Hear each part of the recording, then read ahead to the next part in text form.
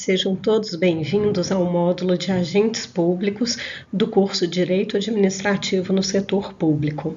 Meu nome é Ana Luísa e eu vou conduzir vocês nesse módulo. Aqui vocês podem ver um breve currículo meu. Eu trabalho na Fundação João Pinheiro, sou doutoranda em Políticas Públicas de Educação e dou aulas de Direito Administrativo já há algum tempo. A gente vai trabalhar a respeito do conceito e da terminologia dos agentes públicos. Vamos trabalhar esse conceito, a classificação, porque vocês vão perceber que existem várias classificações na doutrina e existem várias categorias dentro do conceito de agentes públicos. Vamos trabalhar a terminologia, princípios constitucionais e preceitos legais relativos aos agentes públicos e regimes de pessoal.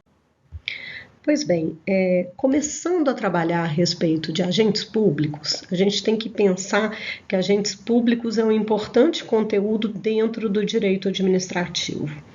O direito administrativo é o ramo do direito público que tem por objeto o estudo da administração pública.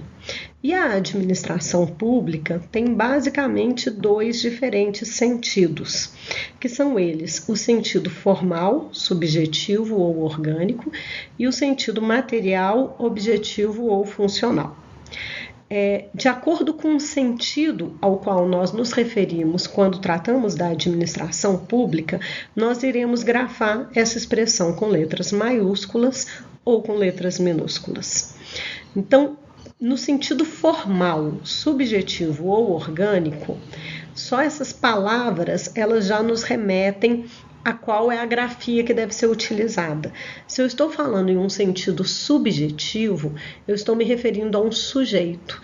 E aí, de maneira análoga aos sujeitos, aos nomes próprios, aqui eu vou utilizar as letras maiúsculas.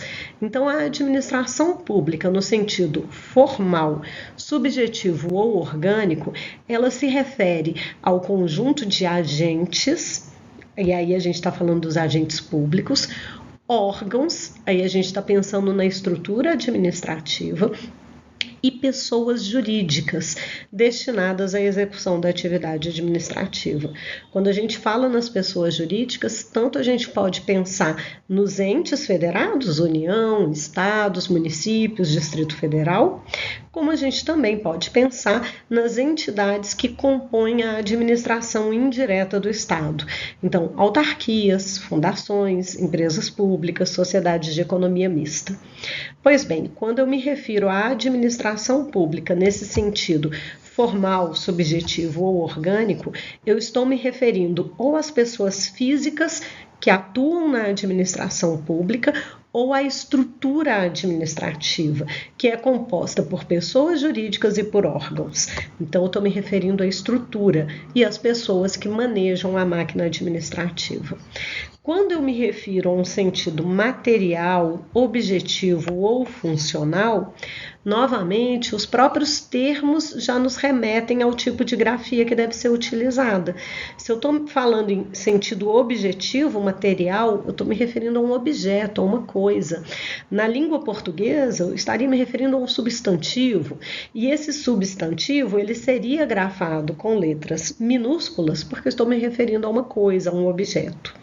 Do mesmo modo, aqui a administração pública nesse sentido material, objetivo ou funcional, ela é grafada com letras minúsculas porque ela se refere à atividade administrativa, né? Como diria o administrativista Rui Cirne Lima, a administração pública, no sentido material, se refere à atividade daquele que não é dono, daquele que gerencia coisa alheia. Então, no caso da administração pública, é a atividade de gestão da coisa pública. Então, aqui eu me refiro à atividade administrativa que é executada pelo Estado, por meio dos seus órgãos, das suas entidades, dos seus agentes. Então, a administração pública em sentido formal, que é composta pelos agentes, pelos órgãos, pelas pessoas jurídicas, vai manejar a atividade administrativa, que aí sim eu estou me referindo ao sentido material, objetivo ou funcional. E aí, entre a atividade administrativa, a gente tem algumas atividades clássicas, como, por exemplo, a prestação de serviço público. Essa é uma atividade administrativa por natureza. Então, pelo contexto, a gente consegue perceber se a gente está se referindo à atividade administrativa, que é exercida por esses gestores públicos, ou se eu estou me referindo ao agente que vai exercer essa atividade administrativa. Então, partindo do conceito de agentes públicos, essa expressão é a expressão de sentido mais amplo que nós temos para designar as pessoas que atuam na administração pública, como eu havia mencionado, naquele sentido subjetivo. Então, agentes públicos constituem uma expressão de sentido amplo que, nos dizeres de José dos Santos Carvalho Filho, engloba um conjunto de pessoas que, a qualquer título, exercem uma função pública como prepostos do Estado, ou seja, como empregados do Estado, falando em nome do Estado. Essa função é mister que se diga, pode ser remunerada ou gratuita, definitiva ou transitória, política ou jurídica. Então, nesse conceito de agentes públicos, a gente está abarcando qualquer pessoa que exerça uma atividade pública, uma atividade administrativa, como se Estado fosse. Ainda que o exerça de forma transitória, ainda que o exerça de forma gratuita, ainda que o exerça por um vínculo precário. Então, temos todos aqui dentro desse gênero. Aqueles precários, os estáveis, os com vínculo jurídico, os com vínculo político, por exemplo, aqueles que foram eleitos, né? Então, você tem uma expressão que abrange todas as categorias possíveis. Trazendo o conceito da Maria Silvia, que é um conceito um pouco mais singelo, ela vai dizer que agente público é toda pessoa física que presta serviços ao Estado e às pessoas jurídicas da administração indireta. Aí, repetindo o que já falamos anteriormente, as pessoas jurídicas que compõem a administração indireta são as autarquias, as fundações, as empresas públicas e as sociedades de economia mista. Portanto, quaisquer pessoas que prestem serviço ao Estado, entes federados, administração direta ou à administração indireta, segundo Maria Silvia, serão agentes públicos. A lei, ela traz um conceito de agentes públicos, né? Então, a gente pode falar no conceito legal de agentes públicos, que está lá na Lei de Improbidade Administrativa, que é a Lei Federal 8.429, que passou por uma alteração recente, dada pela Lei 14.230 de 2021. Então, lá no artigo 2º da Lei 8.429, na redação da 14.230, a gente tem o conceito de agentes públicos. Ele vai dizer, o artigo 2º, para os efeitos dessa lei, consideram-se agente público, o agente político, o servidor público e todo aquele que exerce, ainda que transitoriamente ou sem remuneração, por eleição, nomeação, designação, contratação ou qualquer outra forma de investidura ou vínculo, mandato, cargo, emprego ou função nas entidades referidas no artigo 1º dessa lei. Para a gente entender melhor esse conceito, a gente tem que saber quais são as entidades que estão contempladas no artigo 1º.